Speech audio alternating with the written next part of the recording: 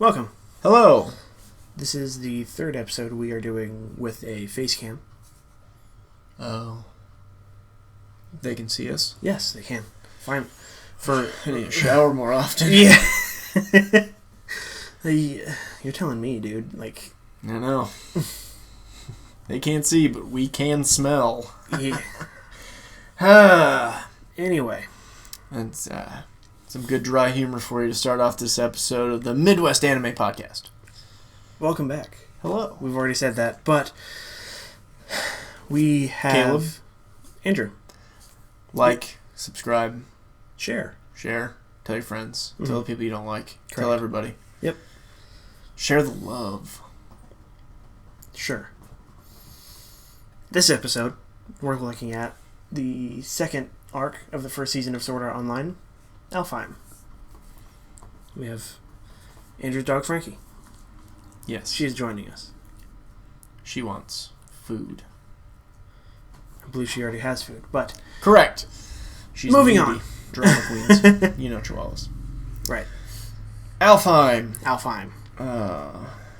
The cringe Oh, level dear of God. this episode. Let's preface this with the cringe level of this episode is gonna get intense at some point. Yeah. We're the end of this arc is. Can we say unnecessary? Yes, very unnecessary. It's unnecessary, but it helps prove a point of how creepy the main bad guy is. I just. They could have done it in other ways. Yeah, we'll get to it, but starting off. Can we start with the fact that this entire arc doesn't need to happen? Yeah. Okay. Yeah, they could not have this happen at all. Yeah, this could have been the second arc of Asuna and Kirito meet up in real life. Oh yeah. And they, it could have happened where she's not stuck in the game again because Right. there's some creepy asshole who wants to marry her.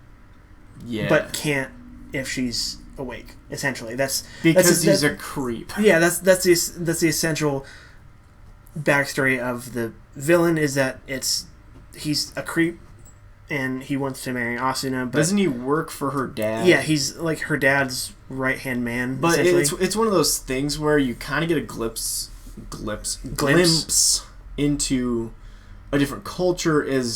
There are some cultures that, like, if you have money, you get to pick who you get to marry. Yeah. The girl gets no say in this. Yeah. And this is one of those situations where you're like, no. Yeah. And I don't and they do give her a choice. Sort of. Kind of. Because I don't know. It seems like she would have already married him. Them. Yeah. They would have already been married if she didn't have a choice in the matter. Yeah, I think that it was kind of like a guaranteed unless situation. Yeah. Where it's like, it was, yep, you get first dibs. Yeah, it was kind of a... But also... And to keep somebody... And that's why he kept the creepiness below radar. Yeah. In front of the dad and was this prim and proper... Yeah, and that does come up guy in a suit. And that does come up in the second arc or the third arc, technically, of Season 2. That does come up. It is mentioned about Nobuyuki Sugo. About how he was their choice. Because it was something... Some stuff happens where Asuna starts fighting with her mom, essentially. About stuff. And... Because she wants to marry Kirito, but they don't think he's good enough. That kind of rich bullshit. Yeah, of course. It's the Aladdin story. Essentially. But, like... Did I just compare Aladdin to Sword Art? Yes, I did. Yeah. Am I proud of myself? No. Kind of. I'm not. It's a stretch. I was able to make it work. It's a stretch, but it works. Yeah. For what we're trying to get across, it works. But let's focus on Alfheim. Mm-hmm. So, Kirito wakes up in a hospital. His hair's ridiculously long, which, thankfully, that got cut. Mm-hmm. Then we meet Sister Cousin. Right. Who is like, I've been practicing with this wood sword. Right. Kendo is what it is actually called. is what the sport is called. Gotcha.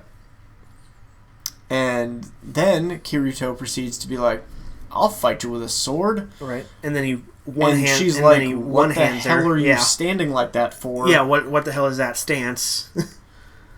And then he realizes he's not as dexterous as a computer character. Right.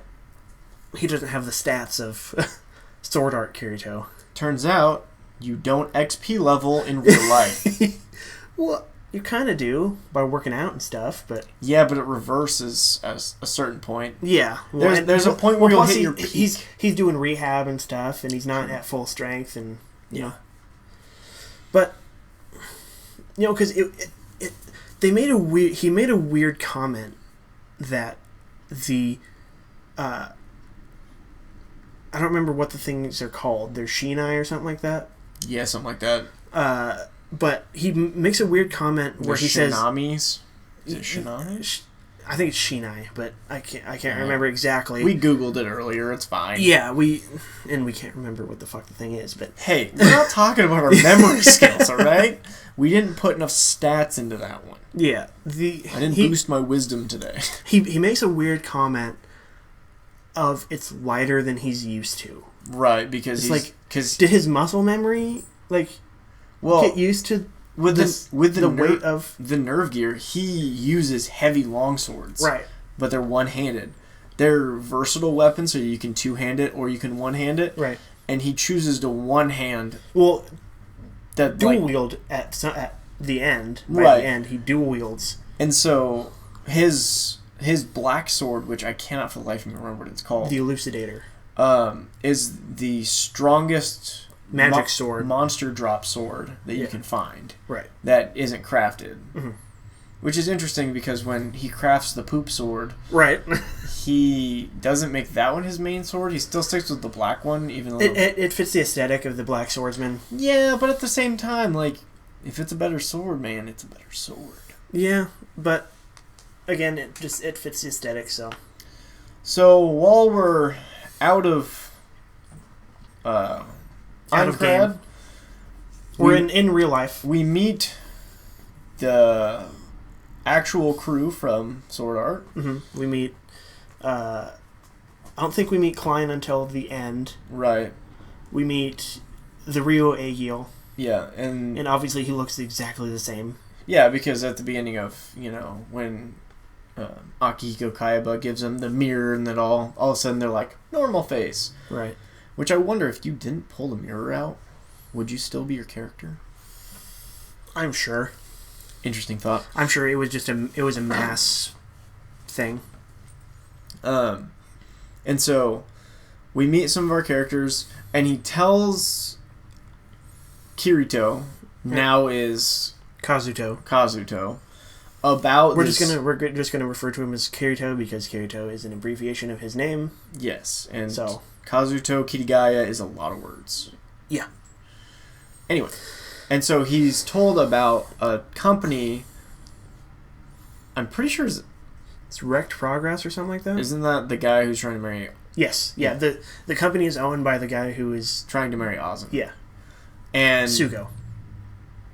Right. Yeah. And so you get told about a game because Azuna has not woken up yet. Right. And the doctors don't know why. Yeah, I understand. I'm saying Azuna instead of Asuna.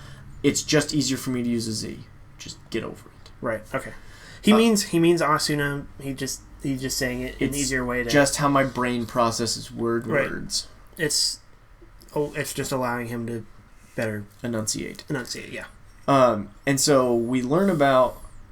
There's a picture of a girl in a cage at the top of the world tree. Yeah. That looks exactly like Asuna. From a distance. Of course, for plot reasons, it is. Yeah, they're all like, we think we found her. She's trapped in another game that uses Aincrad servers, of course. Right, so he doesn't have any of his items, but he still has all his stats. And skills. So he cheats. Essentially. No. It's like transferring your NCAA football player to your Madden game. He refers to himself as a cheater. He refers to himself as a cheater in Sword Art at the beginning when he calls himself a beater. Yeah, and we didn't touch on it, but we don't know if he actually is or not. I don't think he is. I think he's just good. He's just playing up to the fact that they think he is. So yes, it's an ego thing. Like, you don't want to be like, no, he prefers to play solo. So it's a lot easier for when someone accuses you of being a cheater, for you to just be like, you know what? If that's what you think I am, that's who I am. Instead of being like, no, you guys don't understand. I've logged a lot of hours in this game. I was a beta tester. I worked really hard at this. I figured out how to use these certain skills, because then everyone goes, well, you should teach me those skills. Okay. And everyone starts to need you. This happens in Log Horizon with Shiro.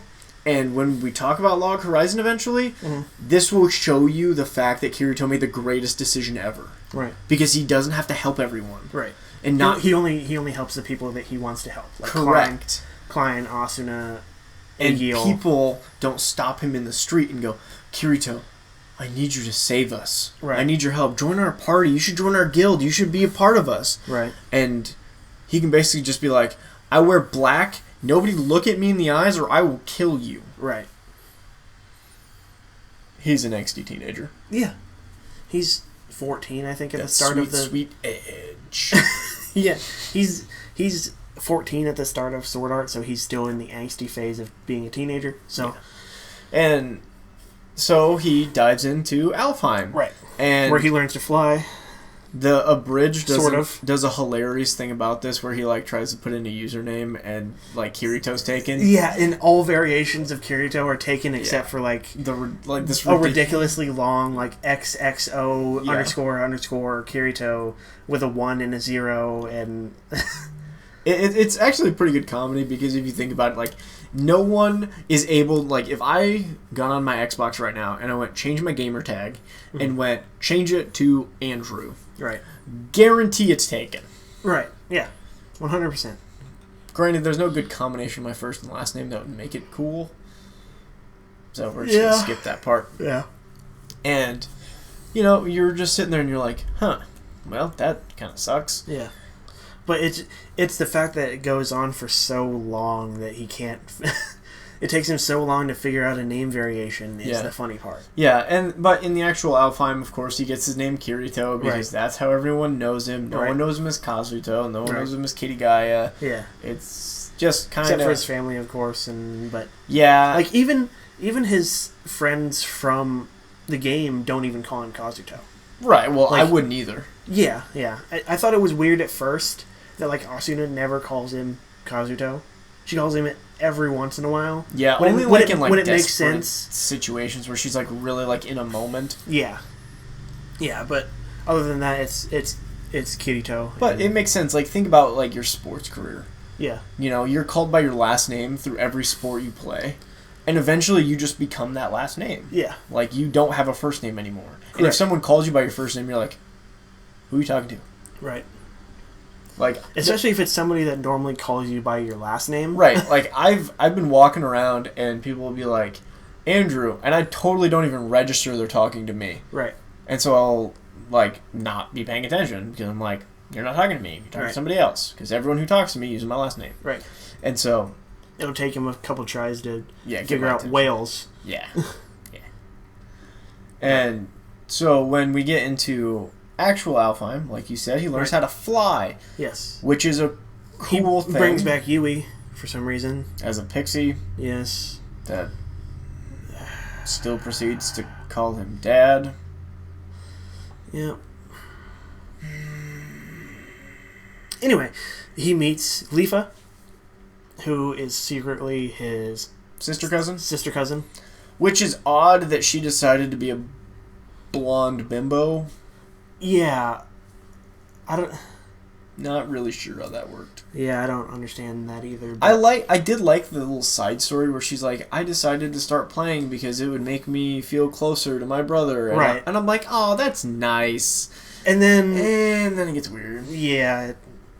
Essentially, once she finds out that they're not actually brother and sister, she gets this weird love. There's a weird aspect vibe to it. There's a weird vibe. Yeah, it's unnecessary as all hell. It doesn't give us any benefit to the show. Not at all. like, you don't gain any, like, oh, this is like them bonding and coming together. No, this is and I'm sure that was close to turning into a really disturbing video. Right, and I'm sure it was intended that way.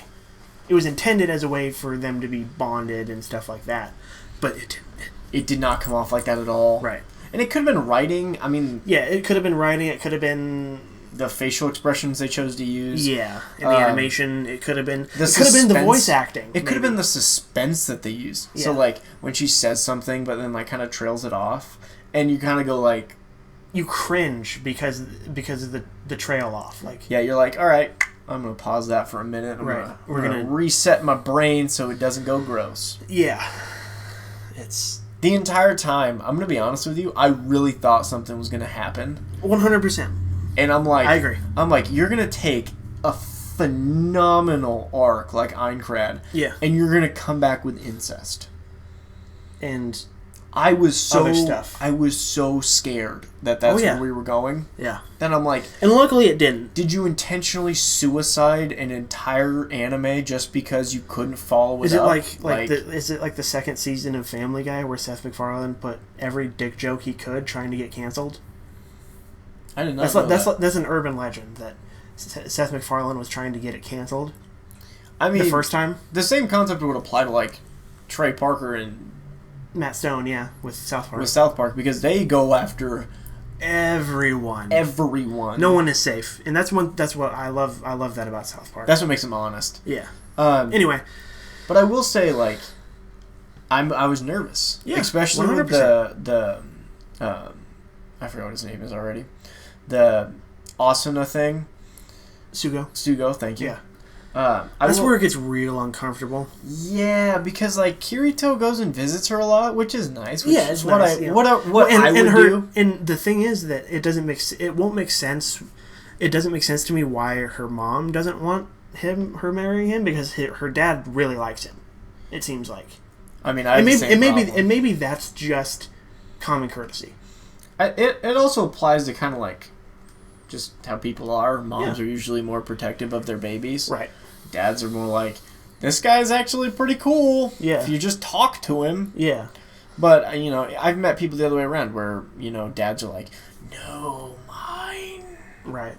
But not like a creepy way, but in like an overprotective kind of way. And typically when it's dads, it's specifically daughters when that happens. But it's the other way around with Asuna. Right.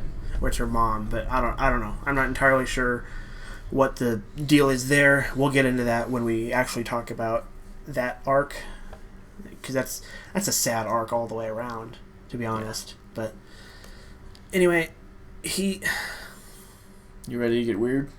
For it to get really gross? We have to. Mentally disturbing? I don't want to, but we have to. I'm going to preface this with... These are disturbing topics. This is not something I've ever wanted to discuss on a podcast or in any format ever. No, this is something that it's not. We're not trying. If we make jokes, we're not making light of it. It's a cringe alert because if there are jokes that are made, and I guarantee you I will make some, it's mainly because we're so uncomfortable by this that we're trying to find a way to make it like palatable. We're trying to relieve tension. Yeah. So anyway, let's get into. The grossness. So, at the very end of the arc, Kirito confronts Sugo, who is Oberon the Fairy King in this world, because his company runs the game. The servers, yeah. So it's just like Akihiko Kayaba being the strongest player in the game. Mm-hmm. Essentially, it's the same concept. Well, he was technically immortal in Einkrad, so I mean that's a little different, but it's the same concept, yeah.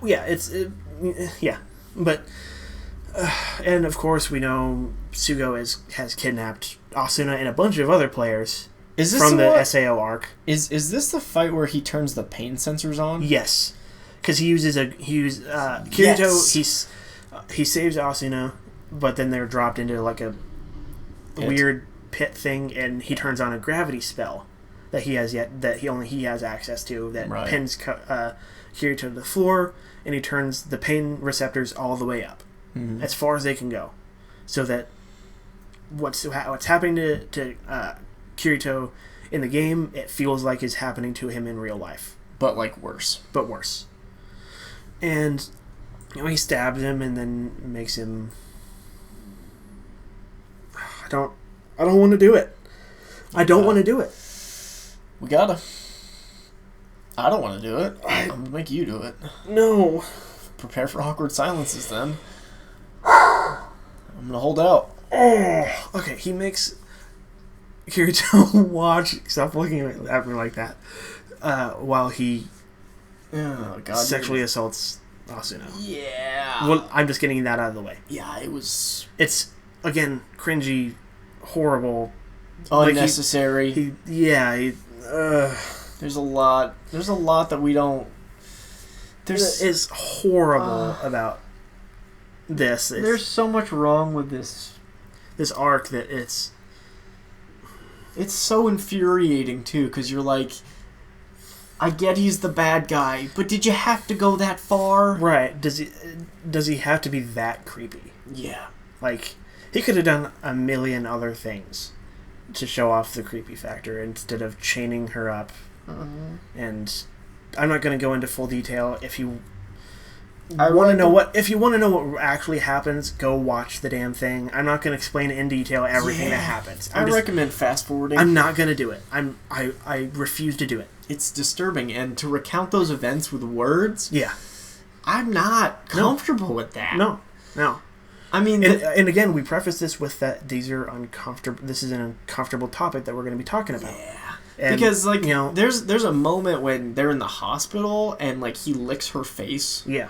And he does it again in this situation. But with he smells her hair. That one hospital moment where he's holding her hair, then licks her, that was more than enough. Yeah, that got the point across. Then you had to go into a virtual game. Right. And okay, so I'm gonna say something that is patently disgusting. Okay. If he can turn pain sensors on, are there other sensors that he can control? Stop. Yes, there is. Because he flat out tells her in the cage that he can make her love him. Do you remember that? Yes. Yep, I remember. I hate this. Me too. I hate everything about this arc. Oh, God. This is one of the worst arcs in any anime I've ever seen. Just because the overall story of it isn't bad. Minus this stuff, but minus the uncomfortable stuff, but I can get past.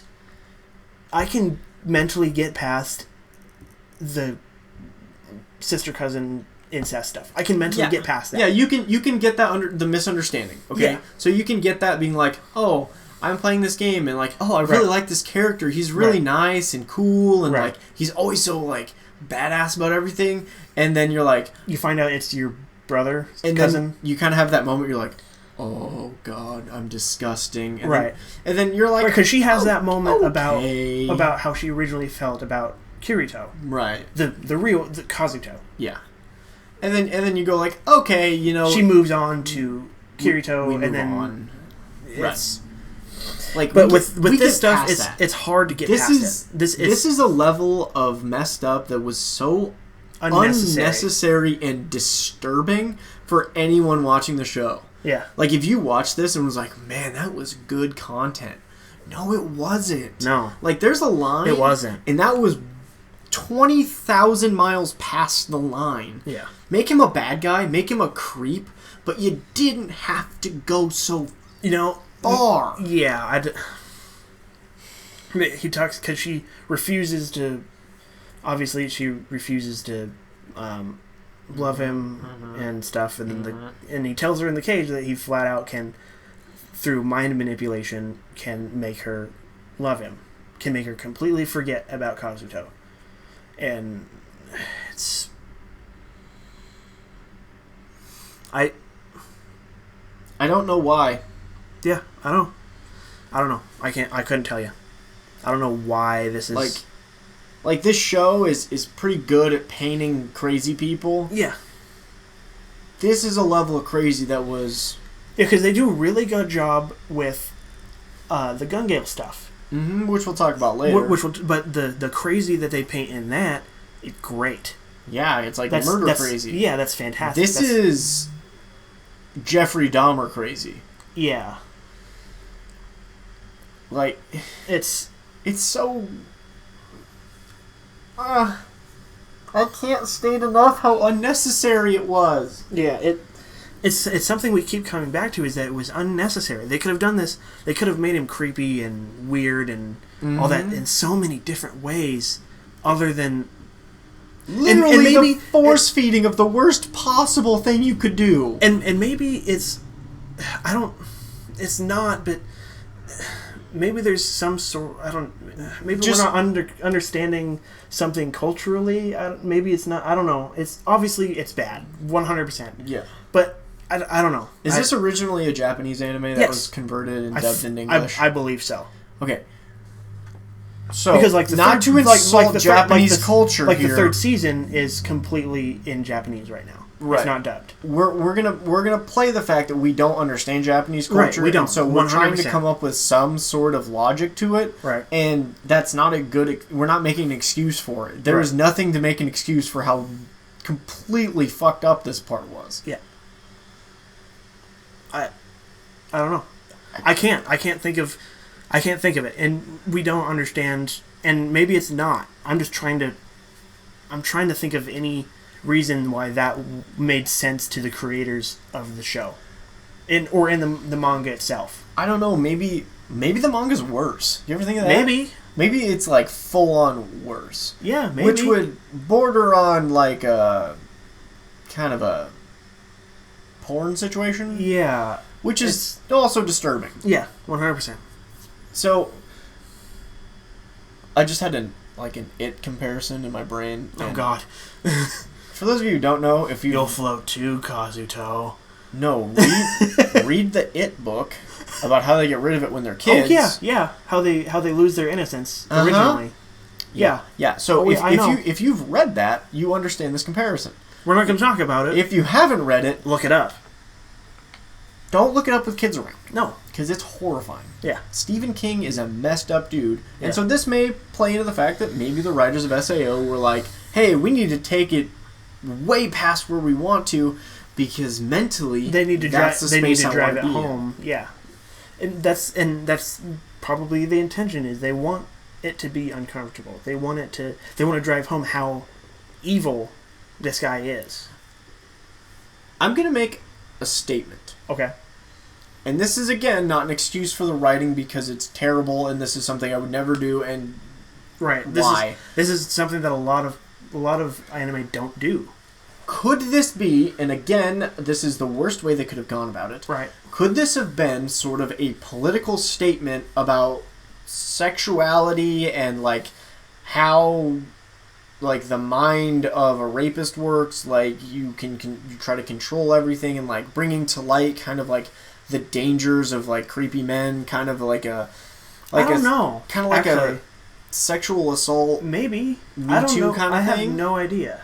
Well, this was made in 2012, right? But I mean, I get every what you're culture saying. is different. Maybe it was something very prevalent in Japanese culture at the time. Maybe that like I have no idea. People always want to say there's like a high sexual assault rate on college campuses. Right. Maybe in Japan, it's happening around that same age, and people like above at power are taking advantage of other people by like manipulation and stuff like that. It could have been a statement like that. Again, it is the worst possible way you could make a statement like that, but if that's a statement, I guess you can rationalize it. I'm not saying I'm making an excuse for it, because there's no excuse for it, because it's, I don't know, haunting. I've blocked it out emotionally, to be honest. Yeah. And like there's a lot of this that I'm like, yeah, you talk about it, because mentally I can't put the pictures back because I can't recall them. And I'm surprised, because I am horrified. And one thing that I'm surprised that they don't do in the future arcs is they don't make it a source of trauma for her. Oh yeah, because the entire Gun Gale arc is about Kirito's trauma. Yeah.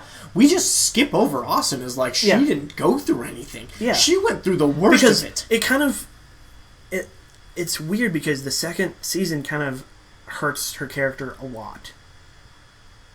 Yeah, because she was supposed to be this steely, like, lightning flash sword killer. In the third arc technically does a good job of helping kind of redeem that a little bit, but she's one of the best characters, if not the best character in Alfheim, Aincrad, because of the obvious strength factor behind her, right? And she's a strong lead, right? And it's really like, yes, right. Finally, she could have been the entire focus of the show, right? And I would have been 100% fine with that. She's literally. It's a lot like, I know you're not into Star Wars, but it's a lot like Ahsoka Tano in the Star Wars, the Clone Wars series. Is that the like orange with the stripy hair? Yeah. Yes. I know who you're talking about. I watched Clone Wars. Yeah, I like that. It's a lot like Ahsoka Tano. Yeah. She is one of the best female leads in any animated show, if in any show I've ever seen. It's a high praise. Yeah. Dave Filoni and George Lucas did a phenomenal job of essentially taking a character that didn't exist up until 3 or 4 years after Revenge of the Sith came out, and putting her in an already established world and making her universally loved and accepted as canon. Like, the entire last season of the Clone Wars is Revenge of the Sith. Right. Like, it takes place during Revenge of the Sith. Like, it's phenomenal. The character doesn't exist during Revenge of the Sith. No, not in the original movie. So, yeah. That's impressive. It's awesome. But, yeah, Austin is the same way in the first one. In the second one, she's still got she's got the defiant, But she seems like kind of. And I don't want to like say anything negative about her because of the whole situation, but at the same time she goes from lightning flash death rapier to kind of pathetic damsel in distress. Yeah, sort of. Like, she's still revolting. And part of that is the situation she's in. Yeah, she's stuck. But like in the Gunga arc, she's a healer. Like, that's all she does. Like, really? She's not a support character. No. She's a frontline fighter, and we all know it. Yeah, she was in the. I don't know. Maybe she got tired of it. I don't know. Maybe she didn't want to be frontline anymore. Violent anymore? I don't know. I guess there wasn't a whole lot of. There aren't casters in Sword Art. No. So maybe she had to. Yeah, maybe she was. Maybe she would have liked to be a caster. Because she was always the second. There was no magic in Sword Art. Well, there was like potions and stuff. And but there was no like casting. Right. Casting magic. I think it's an interesting thought that I just and potions can be classified under alchemy a little bit. I guess, yeah. But you had every time that Kirito and her were in like in a boss battle, she was always the second switch. Yeah, she was the second. So he would always lead. And she would switch in basically just to hold the line. Yeah. And then he would switch back in and do all the heavy damage. And again, that's just kind of how her character plays. Maybe she is more of the caster along the line of, I want to be the support person. Yeah, maybe. Or maybe. But they established this character of, when she was with the Knights of the Blood Oath, of, I could be the leader if Heathcliff wasn't around. Yeah, I'm vice commander of the strongest guild. Yeah. In a year. Yeah. In under a year. Here's my thought, though. And this is because I play a lot of games similar to this. Right. It's all about party comp. Yeah. So, with Leafa not being a support person. Right. Which Leafa can cast spells, but they're mainly attack spells. Yeah, they're more offensive. And Kirito, frontline fighter with swords. Yeah. Klein, frontline fighter with sword. You have Liz uses a warhammer, or a mace, but whatever. And then you've got the dragon girl. I don't remember what her name is. Silica. Maybe it's party comp. Maybe they don't have a support fighter. Yeah. And so they needed someone who could do support. And Asuna was the last person to join. So with the personalities they've created, I'm surprised that Silica's not the support. Which she could be. But she couldn't just be not very strong. Because she's young. She's like a kid. Right. She's the youngest in the group. By far. Yeah. And maybe not. I don't know. Maybe she's just really short. No, because her connection with, is it Pina? I think I want to say her. dragon thing's name. It's more like a pet than... It's more like childish. It's more like your connection to like a stuffed animal or a dog. Like it's very like companion-y. Like I need this, and like her reactions in general, and her like inability to handle the whole that arc in Aincrad where she's talking to the red-haired chick that was trying to like get the pet so she could skin it and make pants out of it or whatever. Yeah, something like that. But you see how young she is and youthful, and so maybe Asuna was the perfect person, and she's like, well, I've always wanted to try it. Right. Because, you don't know if you like something until you try it. Well, her nickname, he mentions her nickname at the end of the Gungale arc. She's the Berserk Healer. Yeah. Like, so she obviously has the flashes of being Lightning Flash Asuna, but that's not her main persona. Yeah.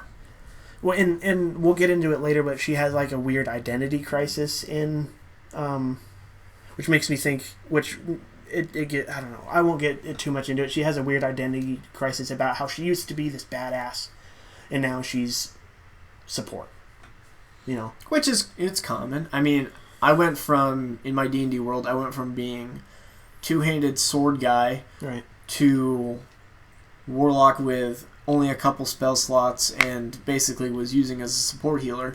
And so I was like, I had a crisis similar to that. How she's going to have one is I was like, man, I really don't feel like I'm being useful, and I feel like I'm not doing a good job, and I'm not enjoying the combat like I used to. Right. Like when you have a two-handed big sword and just destroy people, do shit tons of damage. Right. You feel good. Yeah. You feel good rolling all those dice. Yeah. And doing like 60 points of damage, and then you turn around and like, I Eldritch Blast, 9 points of damage.